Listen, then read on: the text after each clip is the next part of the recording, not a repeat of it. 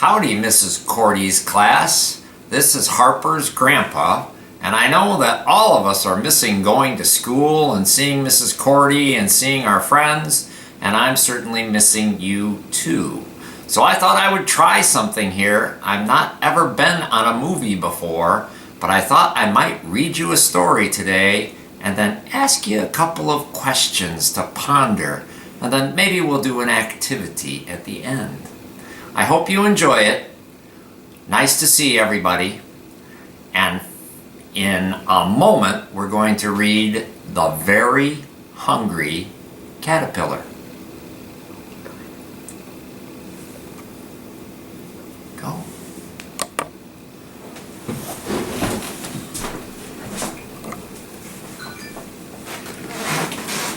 The Very Hungry Caterpillar by Eric Carle.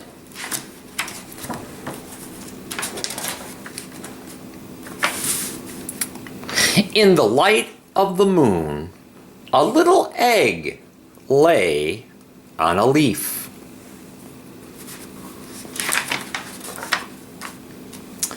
One Sunday morning, the warm sun came up and pop! Out of that egg came a tiny and very hungry caterpillar. He started to look for food. It was Monday. He ate through one apple, yet he was still hungry. On Tuesday, he ate through two pears, but he was still hungry. On Wednesday, he ate through three plums, but he was still hungry. On Thursday, he ate through four strawberries, but he was still hungry. On Friday, he ate through five oranges, but he was still hungry. Then, on Saturday, he ate through one piece of chocolate cake, one ice cream cone, one pickle, one slice of Swiss cheese, one slice of salami, one lollipop, one piece of cherry pie, one sausage, one cupcake, and one slice of watermelon. And that night, that hungry caterpillar had a stomach ache. Well, the next day was Sunday again. The caterpillar ate through one nice green leaf, and after that, he felt much better. But now, he wasn't hungry anymore, and he wasn't a little caterpillar anymore. He was now a big, fat caterpillar. So he built himself a small house, called a cocoon, and built it right around him. He stayed inside for more than 2 weeks. Then he nibbled a hole in that cocoon and pushed his way out. And he was now a beautiful butterfly.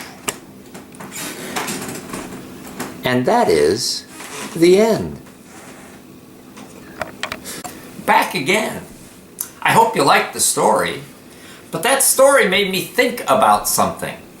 It's springtime, and springtime is when we start to see a lot of bugs. Like that very hungry caterpillar. Now, is that caterpillar a bug?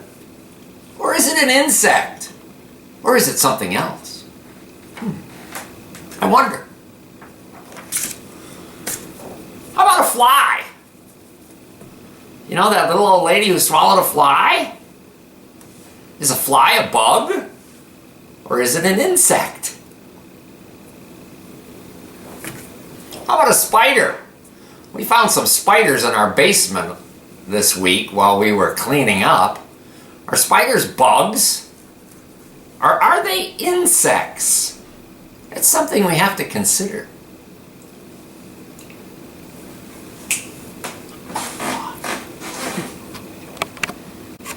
Back again. I forgot to ask. Do you think an ant is a bug or an insect? What about a lion? Nah. Insects have 5 things that are the same about all of them. And it helps you tell the difference between bugs and insects, although we often call insects bugs anyway. One of the things that all insects have is a skeleton like you and I have. A skeleton not only on the inside like we have, their skeleton is on the outside. That's why when you step on one, sometimes they make a sound, like a crunch. They have 3 body parts. You have more than 3 body parts. But they have a head, they have a neck that's called a thorax, they have a body that's called an abdomen. They have something that you don't have, they have antennae. And their antennae are cool because not only can their antenna smell, but it can also hear things. And it can feel things too. Now you only have 2 legs and 2 arms. All insects have 3 sets of legs. And instead of those legs coming out of their body like your arms and your legs, their legs come out of their neck. And remember that word, thorax. Doctors use thorax to describe parts of your skeleton, the skeleton in your neck. And insects, almost all insects, have wings also. So that's one of the ways that we can tell the difference between some of these things. Now, I asked you earlier, does a caterpillar have wings? Does it have 6 legs? Maybe. Does it have antennae? Yeah. I wonder. How about a spider? Spider doesn't have 6 legs, it's got... You're right. I'm glad somebody spoke up. Was that you, Layla? Or was that Nick? Maybe it was one of the Ollies. Yes, they have 8 legs, so they're really bugs, but they're not insects. A fly. A fly has wings. Does it have antennae? I'd have to catch one and look at it closely. Well, I've got an idea that maybe we can come up with something that'll give you a little activity to have some fun while you're at home. And in a moment, I'm going to take out some markers and some paper, and we're going to make an insect. I don't know about you, but being on camera makes me a little nervous. But I put a bunch of things together so that we might make an insect. And the one thing that I didn't tell you was, just like in other times that I've been in front of you, I learned something when I was investigating insects this time. I thought all insects were like that caterpillar. It started out as an egg, it changed to something, it changed to something else, and finally it became a butterfly. That is called metamorphosis, which is just a fancy word for change or transformation. I found out that not all insects do that. I knew that some only did parts of it, but there are some insects like beetles that as soon as they come out of the egg, they're like beetles. Or they're like silverfish. They just get bigger and bigger and bigger. Kind of like you. You start out as a baby and you just get bigger and bigger and bigger. Well, I figured I have some things here to put together for our insect. And I really like this Very Hungry Caterpillar story, because at the end, that caterpillar, which is just kind of a caterpillar, a bug, turns into something spectacular. That beautiful butterfly at the end. So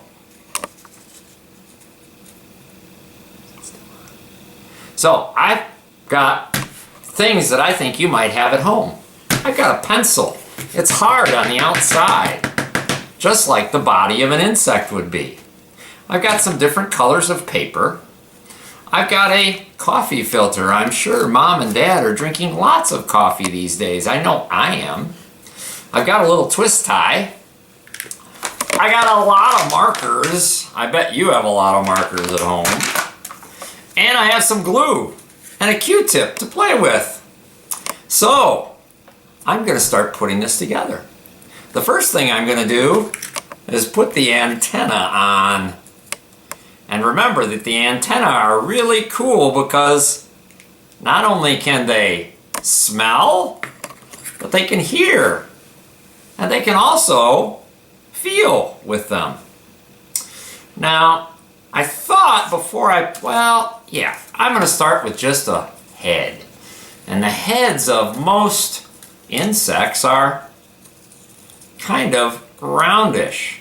And do you know that insects have two eyes just like you do? I'm going to put a little glue on it.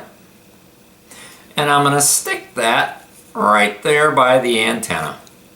Because the antenna come off the head of an insect.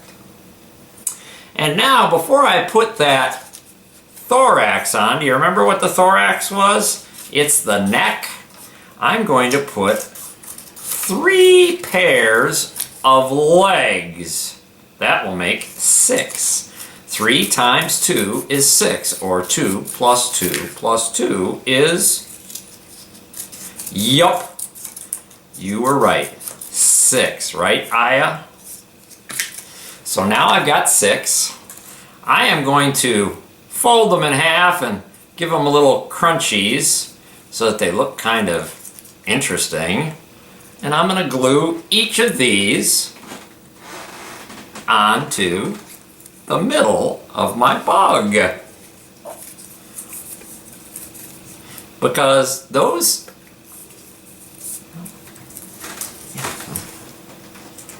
So these, and what did I say earlier, is that's one of the reasons that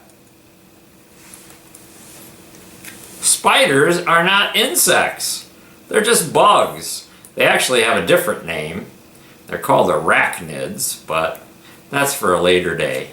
We can talk about that when we start really working on entomology, which is the study of bugs.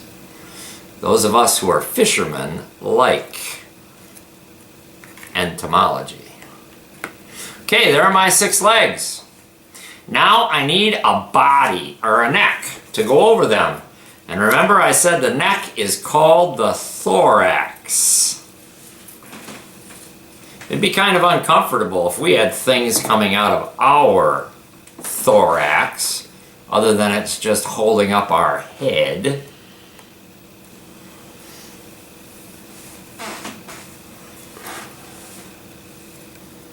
Okay, there's the neck.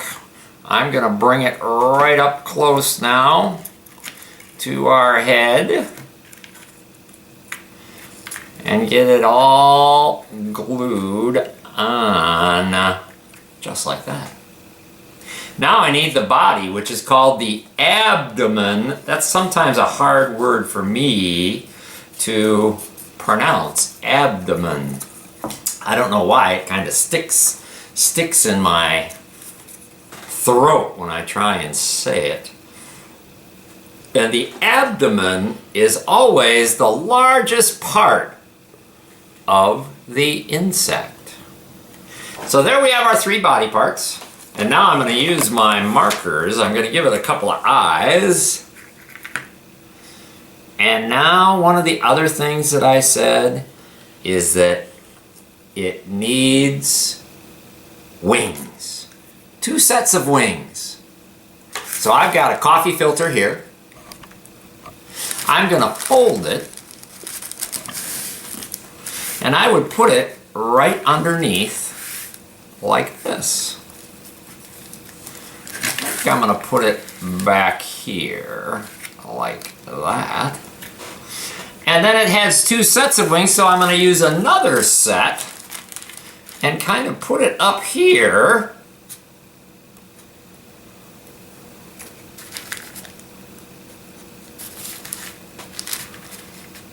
So that we can still see a part of that thorax. And then what I thought I'd do is take some time and make it fancy. I just take a marker,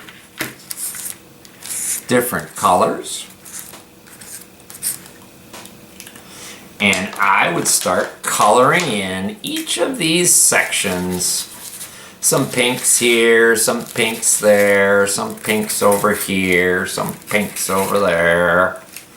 Maybe I'd try some blues. We all like blues and blues and blues.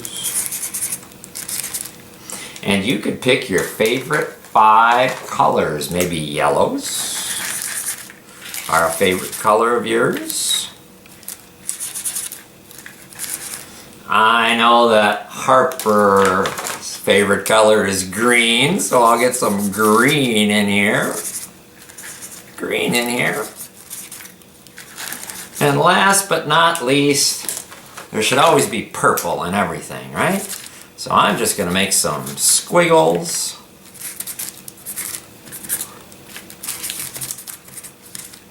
And there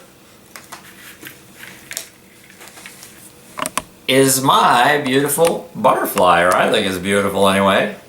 And remember, it has transformed or metamorphosed from a little egg to that very hungry caterpillar. Then it went into its little house called a cocoon, where it was a larva. And then it turned out to be a beautiful, full adult insect, a butterfly.